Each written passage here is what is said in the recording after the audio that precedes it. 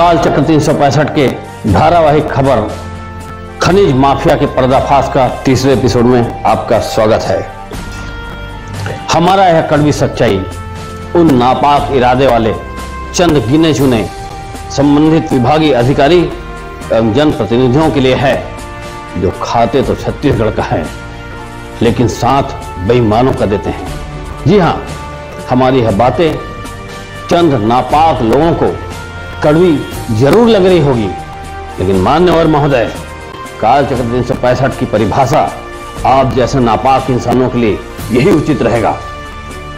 महोदय, ईश्वरीय कृपा से आप लोगों को बड़ी मेहनत मशक्कत से ये पद प्रभार आपको सौभाग्य से मिला है, इसकी आप दुरुपयोग क्यों कर रहे हैं? जरा आपने सोचा है कि जिस गांव के बारे में हम बारीकी से आज तीसरी एपिसोड तक पहुंचे हैं, वहां की स्थिति क्या है? वहां के लोग दहशत में अपनी जिंदगी व्यतीत कर रहे हैं। गांव चारों ओर से खोखला हो रहा है। बारूदी धमाके से लोगों के घर तहस नहस हो रहे हैं। भारी वाहन स्कूल के बच्चों के बाउंड्री से टकराते हुए निकलती है।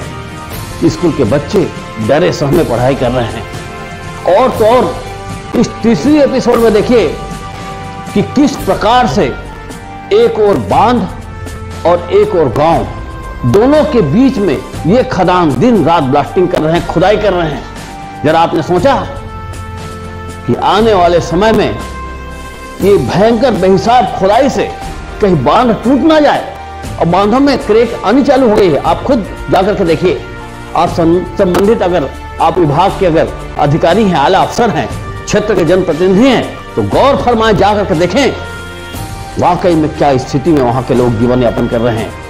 हालांकि कुछ लोग, दलाल किस्म के लोग, हमारी इस खबरों को कुछ गलत तूल दे रहे हैं, लेकिन हमारा फर्ज है काल चक्र 365 हर उस वाकया को गहराई से आपको बताएगी जो कड़वी सच्चाई हो और दिल को दहला देने वाली हो। देखिए हमारी एक खास ग्राउंड जीरो रिपोर्ट का तीसरा एपिसोड। अब बने रहें आगे के और बेखौफ एपिसोड के लिए। नमस्कार, जय हिंद। इस बार हमारा मिशन था खनिज माफिया का भांडाफोड़ खबर एपिसोड 3 महाकवरेज। चूंकि हमें ग्राउंड जीरो रिपोर्ट तैयार करना था, हम अपने टीम के साथ निकल पड़े जहां इन खदानों की बारूदी धमक से 120 करोड़ लागत का एनीकेट क्षतिग्रस्त होने की बात पता चला था। अपने एनफील्ड बाइक से ही हम आगे बढ़ चुके। रास्ता दुर्गम उबड़ खाबड़ था। देखा खदानों से कई वाहनें सड़क को रौंदते निकल रही थी। थोड़े ही देर में हम उस 120 करोड़ के एनीकेट के पास पहुंच गए, जहां ग्राम के समाज सेवक सम्मानित लाला भाई साहू जी हमारा इंतजार करते नजर आए। बताया ये प्रभावशाली खनिज माफिया अपनी राजनीतिक दहशत से पूरे गांव को दबा कर रखे हैं। खुलेआम अवैधानिक कार्य करने के बावजूद इनके खिलाफ कोई बोलने की हिम्मत नहीं करते। इन खदान मालिकों के हाथ इतने लंबे हो गए हैं कि भारी पैमाने में बारूदी ब्लास्टिंग, रॉयल्टी चोरी, जीएसटी को चूना, अवैध वाहनों के संचालन करने के बावजूद सारे प्रशासनिक अमला बस मौन साधे रहते हैं। बताया ये खनिज माफिया अब इतने शैतान बन चुके हैं कि धन की हवस में गांव के छोटे छोटे स्कूली बच्चों के साथ जान माल की भी खिलवाड़ करने में कोई कसर नहीं छोड़ रहे। और तो और एक ही रॉयल्टी में रोज दर्जनों वाहनों से खनिज संपदा निकासी की जा रही। इनके मुंशी ने भी बताया कि दिन में कम से कम 50 गाड़ियां निकलती है। के ट्रिप निकलते माल यहाँ। अब यहाँ से 50-60 से निकल 50-60 ट्रिप सबके रॉयल्टी कट से के ट्रक माल डंप हुई। प्रत्येक ग्राम हुई 1000-2000 ऐसे 1000-2000 ट्रकें यहाँ पे माल भी डंप है। जांच का विषय है इनके खदानों में कितनी रॉयल्टी कटती होगी। इन क्रेशर खदान के एक कर्मचारी ने यह भी बताया कि हर 1-2 रोज के बाद एक साथ दर्जनों बारूदी ब्लास्टिंग की जाती है। अगर कर्मचारी सनत चौधरी श्रियांश के भी हुए थे, सनत के भी हुए थे। के बार कुछ लगा था? अब वो 5, 10, 15 टन लगा थे। अच्छा, एक साथ? हाँ, 25, 15, 20, 25 बहुत दूर तक ले उड़ते हैं। और आदमी यहाँ से आ जाते। और तो और अवैध उत्खनन की बात ही ना पूछो। 6 से 7 मीटर की अनुमति लेकर 100 फीट गहरा खतरनाक जानलेवा खाई भी खोदकर छोड़ दिया गया है। वहीं बारूदी धमक से लोगों के घर भी दरकने लगा।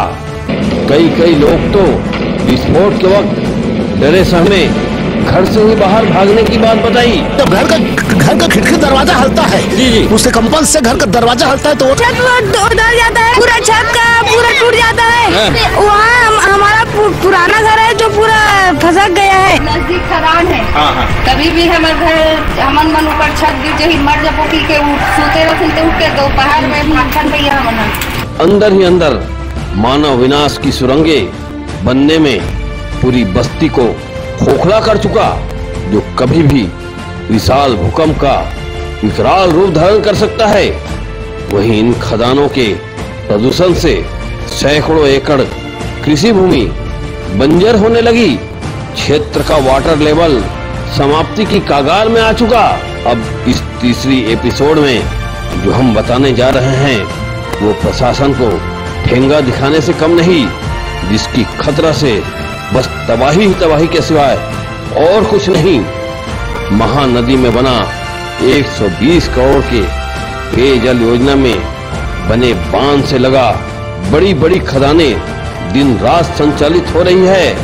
इन खदानों की धमक एवं उत्खनन से बरसात के मौसम में क्षतिग्रस्त तटबंध कभी भी धसक सकती है और पूरा के पूरा गांव को जलमग्न होने से कोई नहीं रोक सकता।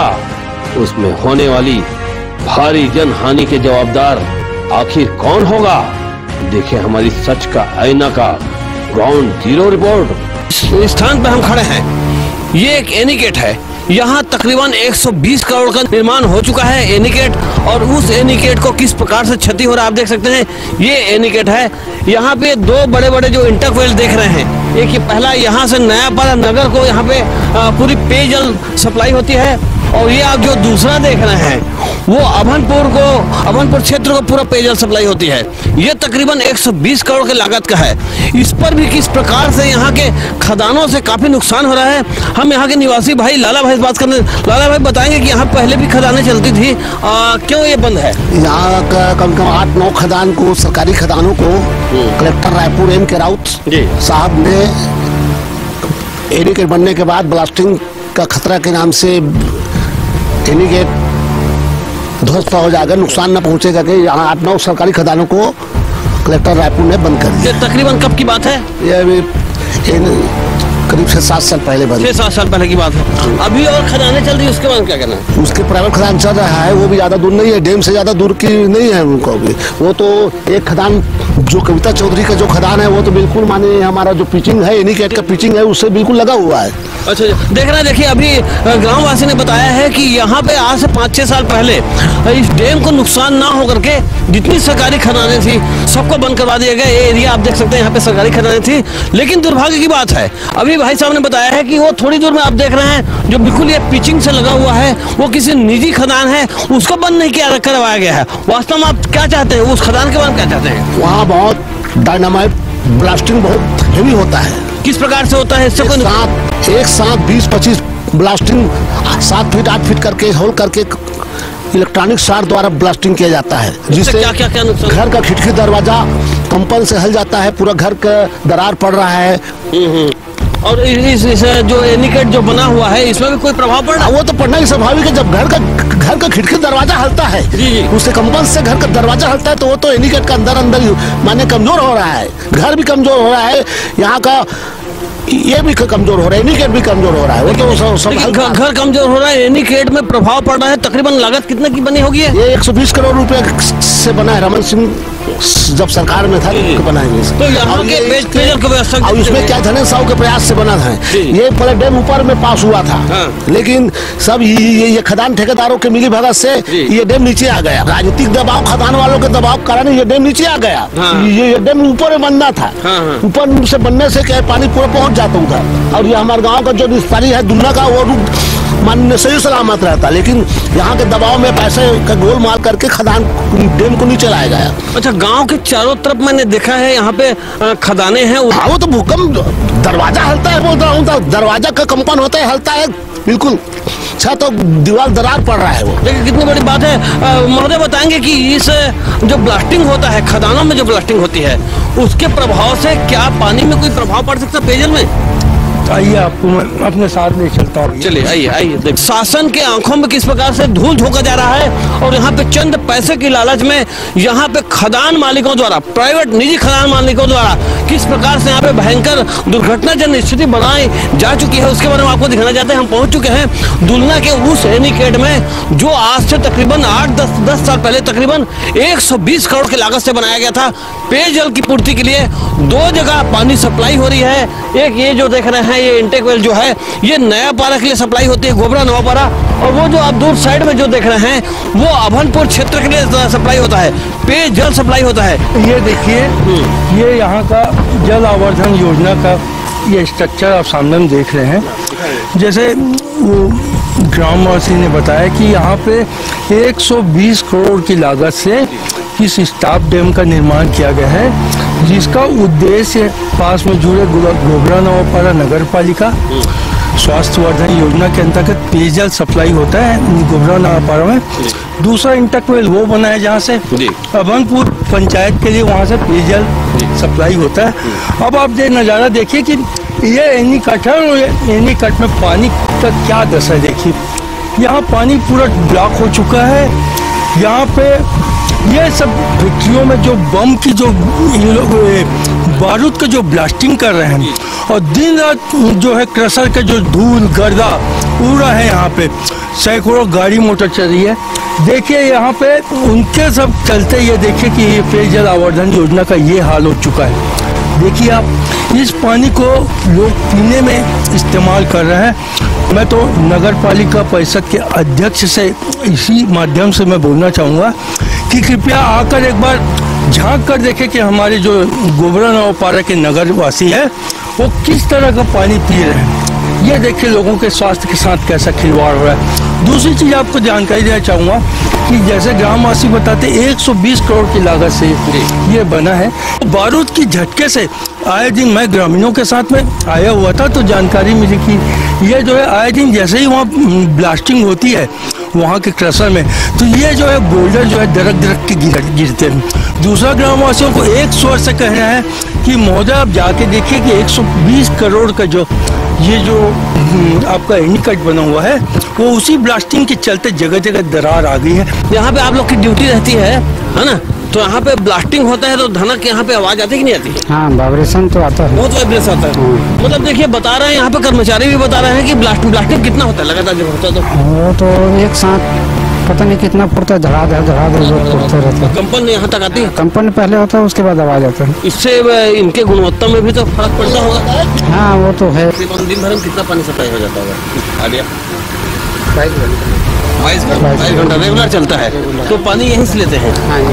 अच्छा, पानी यहाँ से लेते हैं और दिन भर सप्लाई होता है। हमें बताया जा रहा है 22 घंटा यहाँ पे इंटरवेल जो है रनिंग में रहता है यहाँ पे, और उसी पेयजल को वहाँ के लोग पीते हैं। और भाई साहब ने बताया कि ये जो बारूदी स्तर की पेयजल में जो सप्लाई हो रहा है उससे क्या केमिकल से क्या नुकसान हो सकता है? एक तो भारी तादाद में डस्टिंग होती है।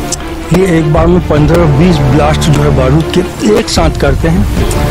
यहाँ पे जो खदान है वो बिल्कुल इस एनीकट से जुड़ी हुई खदान है और 20-25 ब्लास्टिंग की वजह से ये पूरा डस्ट, ये पूरा क्रशर का केमिकल।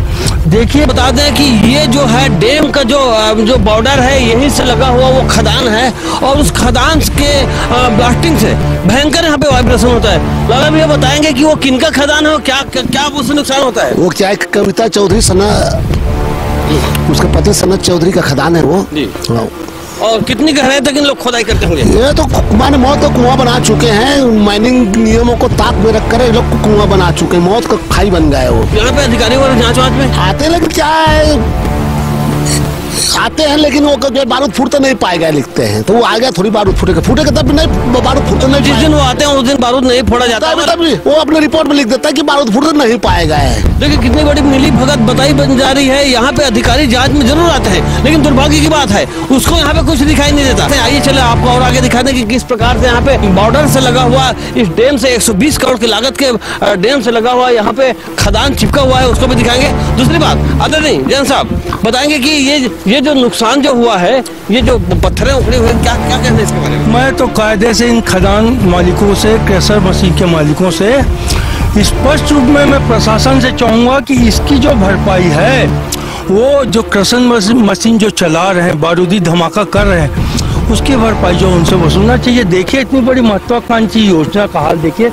ये इस एनीकट का तटबंध है। देखिए 120 करोड़ की महत्वाकांक्षी योजना का तटबंध है, जो बारूदी विस्फोट से, उसकी धमक से दरक गया है। पूरा चट्टाने यहाँ से ऊपर से नीचे की ओर दरक कर जो है जा रही है, और ये इतना गुणवत्ताहीन है और इतना कमजोर हो चुका है एनीकट कि कल को हो सकता है कि इधर तो आप देखेंगे कि ये सरकारी खदानें थी, सैकड़ों फीट का गहरा गड्ढा है।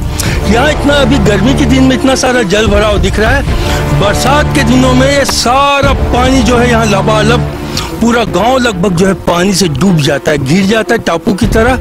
सैकड़ों एकड़ फसल उनकी जो है धान की जो फसल है वो इस पानी के कारण बर्बाद हो जाती है। और ऐसा लगता है कि यहाँ पे फसल क्या है, पर्यावरण नियमों को भी बिल्कुल अनदेखा कर दिया गया है। इतना डस्ट उड़ता है, धूल उड़ता है कि ये गांव का जो पानी गिरा है, तो पानी गिरा तो गांव का जो पेड़ के पत्ता को धुल गया है, ये पत्ता लोग पूरा दिखेंगे, पूरा सफेद सफेद दिखते हैं। मतलब प्रदूषण विभाग भी यहाँ पे पता नहीं क्या कर रही है। पॉल्यूशन विभाग को भी यहाँ पे सोचना चाहिए, जबकि यहाँ पे पूरे गांव वाले त्रस्त हैं। अच्छा यहाँ की जमीनों की क्या स्थिति, जो काश्तकारी की जमीन पूरा बंजर और फसल नहीं होता यहाँ। पहले शुरू क्या होता है कि पानी गिरता है तो उसका खदान भरता है, खदान को पानी को फिर फेंक देता है, तो क्या वाटर लेवल देर से आता है, तो ज्यादा पानी गिरेगा तो बढ़ेगा, और ज्यादा पानी गिरेगा तो फिर बाढ़ में डूब जाता है। जाने कि यहाँ की वाटर लेवल भी काफी डिस्टर्ब हो चुका है। और अभी बताया गया कि देखिए किस प्रकार से यहाँ पे खदानों की धमक से आप देख सकते हैं, ये जो बांध का जो तटबंध है वो अस्त व्यस्त टूटना फूटना चालू हो गया है, काफी नुकसान की स्थिति बन गई है। यहाँ पे कर्मचारियों ने भी बताया है कि खदान की धमक जो है, वहाँ पे जो ब्लास्ट होता है वो यहाँ तक पहुँचती है। ये दोनों इंटक वेलों को किस प्रकार से नुकसान हो रहा है, सरकार इस पर ध्यान नहीं देती। यहाँ के तमाम विभाग, यहाँ के तमाम आला अफसर केवल आ करके खाना पूर्ति करके बस चले जाते हैं। दुर्भाग्य की बात है। आइए आपको दिखाते हैं कि किस प्रकार से खदान जो है यहाँ पे किस प्रकार से डैम से लगा हुआ है और उसके किनारे से लगा हुआ है। एक बार आवाज सिन्हा नाम के लड़का ट्रैक्टर पलट के दबेरी से, और एक बार तो खदान में पानी लबालब भरी बरसात के दिन हरी से, वो टाइम भी एक लड़का पानी में गिर चुके रही से, अब ओकर ऑन द स्पॉट डेथ हो गई। सुबह को लाश मिली से, जब ओकर छानबीन चली तो बाद में पाया कि इसके ओकर साथ मारपीट हो सकती कि वहाँ पे जाग डूब के मरे कि का मरे, ओकर बाद तो अभी तक जवाब ही नहीं आया है। यानी कि घटना आए दिन यहाँ पे होते रहता है, कई घटनाएं होती है, मौतें भी हो जाती है, लेकिन मामला को क्या रफा दफा कर दिया? हाँ, रफा दफा कर दिया जाता है यहाँ पे और कुछ नहीं होता। क्या खदानों से होने वाली भयंकर मोटी रकम अवैध कमाई से यहाँ पे प्रशासन के उम्दा अधिकारियों के भी जबानों के यहाँ पे बंद कर दिया जाता है, ये भी बात यहाँ पे बताया जा रहा है। भविष्य में तो यहाँ पानी च नहीं रही, एक तो पहले से पानी की यहाँ कमी हावे, यहाँ पानी आवे नहीं करे। यहाँ 50% के लोगों के घर में पानी है, थोकर बात तो आवे से नहीं करे। तो एक मोर कहने की ब्लास्ट वाला बंद होना चाहिए। वाटर लेवल एक दिन ऐसा जाए कि पूरा खत्म हो जाए, दुनिया में पानी पिए बन नहीं रही, जल नया प्रवाह पिया था ना, वो तो दुनिया में पिया एक लायक नहीं रही। देखो बहुत बड़ी चिंतनीय बात यहाँ पे हेमंत भाई ने बताया है। यहाँ के युवा हैं, नगर के इस गांव के युवा हैं, उनका कहना है कि यहाँ पे जगह जगह ब्लास्टिंग होने के नाम से बहुत बड़ी बड़ी खाइयाँ यहाँ पे हो चुकी है, हजारों फीट गहरा खाइयाँ हो चुकी है, उसमें पानी का भराव आ जाता है, जिसके चक्कर में अन्य बस्ती का जो वाटर लेवल है पूरी तरह से समाप्त हो गया है और पानी की स्थिति, पेयजल की स्थिति यहाँ पे पूरी बिगड़ी हुई है, ऐसा बताते हैं। क्या कहना चाहते हैं? जब वाकया देखेंगे, जब यहाँ पे मैं प्रत्यक्षदर्शी था, जब यहाँ बारूद का विस्फोट हो रहा था, गांव के जानवर बेतहाशा इधर से उधर दिशाविहीन होकर भागते हैं कि हम मतलब दहशत, उन जानवरों में भी उनके दहशत है, घोर दहशत। वो जानवर जो है बेकाबू होकर इधर उधर भागना शुरू कर देते हैं। ये बहुत बड़े चिंता का विषय है। आपके गांव में उन खदानों में जो खाइयां हैं उसमें तो कई दुर्घटनाएं भी होगी। पर्यावरण नियमों को देखते हुए इनको पाटने का नियम है, लेकिन यहाँ क्या है, खाई बनाकर छोड़ दिया है। जितना उतना खनो, मौत को कुआं बनाओ तो छोड़ दिया गया है। घटनाएं होती रहती है। कोई भी बच्चा जाकर वहाँ की बस्ती के पास है, कोई भी बच्चा जाकर गिर जाएगा, मर जाएगा। तो कई घटनाएं यहाँ पे होती है और नियमों को भी इनको दरकिनार कर दिया जाता है। यहाँ पे खदानों में होने वाले खाइयों को पाटने की भी बात बताई जा रही है, लेकिन नहीं पटा जा रहा है। बड़ी दुर्भाग्य की बात है। आखिर शासन प्रशासन क्यों पहल नहीं कर रही है? क्या इसके पीछे राज है?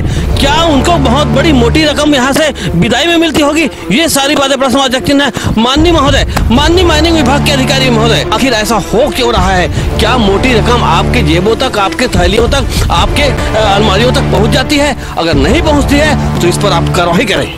इस प्रकार से यह बांध में दरारें आ गई है। खदानों में फटने वाले बड़े बड़े बारूदों से जो धमक हुआ है उसकी दरारों का एक उदाहरण दिखाना चाहते हैं। देखिए, ये भी उसी धमक से फटा हुआ है और दिखा सकते हैं कि जगह जगह भी 5 वर्ष भी नहीं हुआ है इस बांध को और ये दरारें आनी चालू हो गई है। खदानों की धमक से देख सकते हैं ये दरारें। और आगे देखते हैं आपको, गेट दरक गया है भाई साहब, ये देखिए गेट दरक गया है। गेट दरक गई है, गाँव डूब जाएगा। ये गेट दरक गया तो क्या लोगे आप? 120 करोड़ की लागत की बनी हुई ये जो बांध है, कारण ये दरारें जो बता रहे हैं, ये ब्लास्टिंग के कारण दरार पड़ा है। देखिए आप वहाँ पे मुख्य गेट में, पानी का मुख्य गेट में वहाँ दरार पड़ गया है। देखिए मुख्य गेट में भी दिखाया जा रहा है। आप बता रहे हैं, गाँववासी बता रहे हैं कि मुख्य गेट में ये देखिए इस प्रकार से ब्लास्टिंग खदानों की ब्लास्टिंग से देखिए किस प्रकार से वहाँ पे दरारें पड़ गई है। इतनी भयंकर यहाँ पे नुकसान हो रही है। बारूदी कंपन से ये जिसका तटबंध है पूरा बिखर गया है। ये तटबंध भी आप देख सकते हैं बारूद के धमाके से, कंपन से, यहाँ बताया जा रहा है कि बारूद के धमाके से, कंपन से ये तटबंध भी, ये जो है इस एनीकट का जो है ये तटबंध है जो देखिए किस हाल में है, ये पूरा क्षतिग्रस्त हो चुका है। ये बारूदी कंपन की वजह से देखिए पूरा हाल बेहाल हो चुका है। इस एनीकट का बहुत बड़ी कभी भी दुर्घटना हो सकती है। इस दुर्घटना को आमंत्रण दे रहे हैं ये क्रशर मशीन खदान वाले लोग। और पूरा गांव जो है दहशत में। पानी देखिए काई में हो गया, फंगस झाड़ियाँ वो उगाई है, वो पूरा रुका हुआ पानी है। और यही पानी जो है वो दोनों शहरों में पेयजल के लिए जो है सप्लाई किया जा रहा है, जो बहुत चिंता का विषय है। मोर के एक मतलब ये हवेगा कि गांव अत्यधिक ब्लास्ट हुआ थे, दिनों दिन अत्यधिक ब्लास्ट होती कि एनीगेट दराक गए और भविष्य में पानी ज्यादा आ जाये तो कल के दिन में पूरा गांव परले हो जाये, तेकर जवाबदारी कौन दी? कल के दिन में पूरा गांव बहा जाये तो हमन कहाँ जाबो? वो पैसा वाला आदमी वो तो कहीं भी चल, हमन गरीब आदमी कहाँ रहो? हमन न रहे जगह एक घर हवे। हेमंत भाई का कहना ये है कि ये आप देखा तो ये बांध है और ये बांध, और आप थोड़ी दूर में देखो ये है यहाँ पे आपके खदान, बहुत बड़े खदान, और इधर बसी हुई है पूरी बस्ती।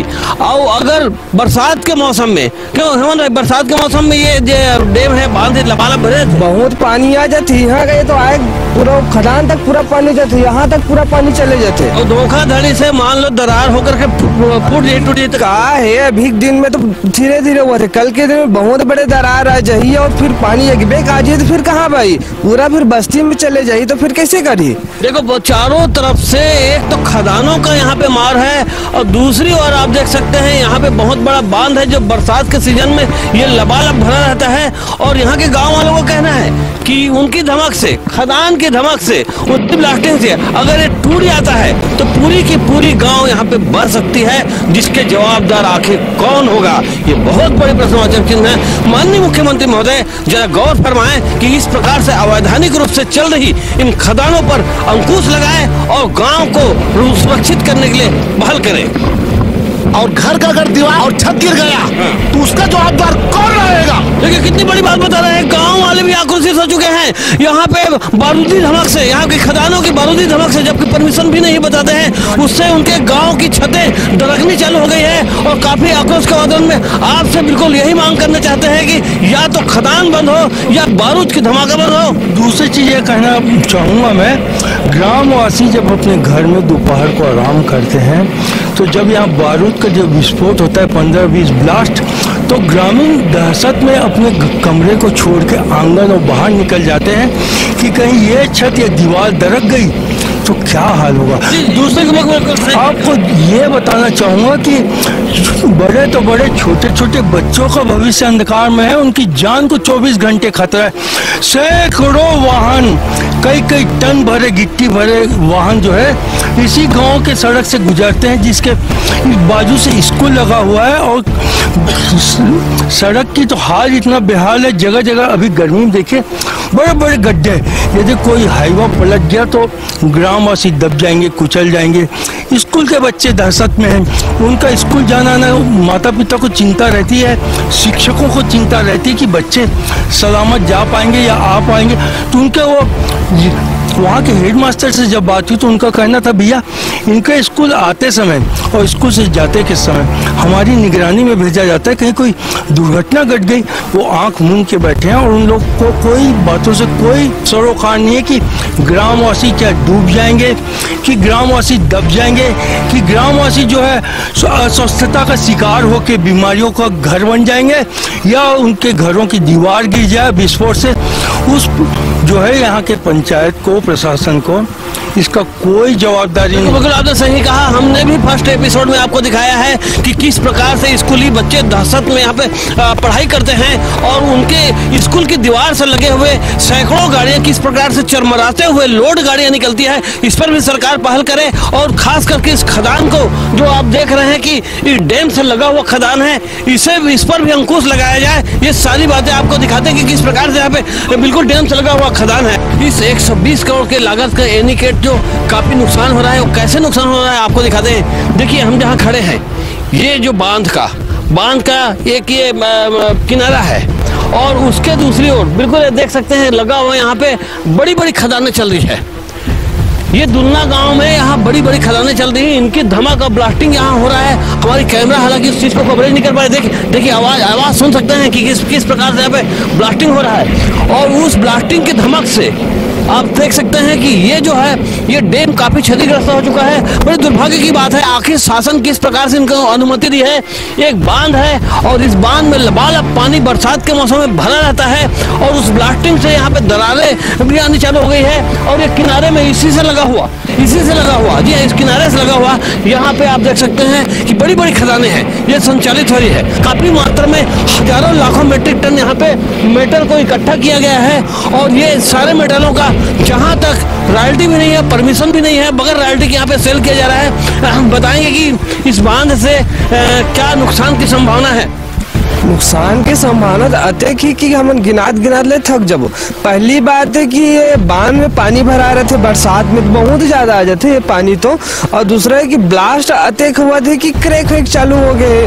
कल के दिन में फिर वही बाढ़ आ जाए, फिर पानी पूरा गांव के अंदर चले जी तो फिर लोगन मन कैसे करिए। देखो कितनी बड़ी बात है। ये जो देख रहे हैं ये बहुत बड़ा बांध है सामने एनीकेट। यहाँ पे बरसात के मौसम में भारी मात्रा में लबालब पानी भरा रहता है और यहीं से लगा हुआ ये आप देख सकते हैं ये खदान है। यहाँ पे क्रेशर खदान है, हजारों मीट्रिक टन यहाँ पे गहराई पे यहाँ पे खोदा जा रहा है और जस्ट इसके पीछे आप देख सकते हैं वो आगे वो बस्ती है। यानी कि यहाँ के लोगों को अंदेशा है कि कहीं ये बांध में कहीं बड़ी दरार पड़ गई तो पूरी बस्ती की बस्ती यहाँ पे डूबने की संभावना है। आखिर इसकी जवाबदारी कौन होगा, इसकी जवाबदारी कौन लेगा? बहुत सारी प्रश्नवाचक चिन्ह है। तमाम आला अफसर यहाँ पे, चाहे वो माइनिंग विभाग का हो चाहे प्रदूषण विभाग का हो, आखिर चुप्पे साधे क्यों बैठे हुए हैं? आखिर उनको जवाब आज नहीं तो कल देना पड़ेगा। क्या वो बड़ी दुर्घटना का इंतजार कर रहे हैं जवाब देने के लिए? ये बहुत बड़ी बात। माननीय मुख्यमंत्री महोदय इस पर संज्ञान ले।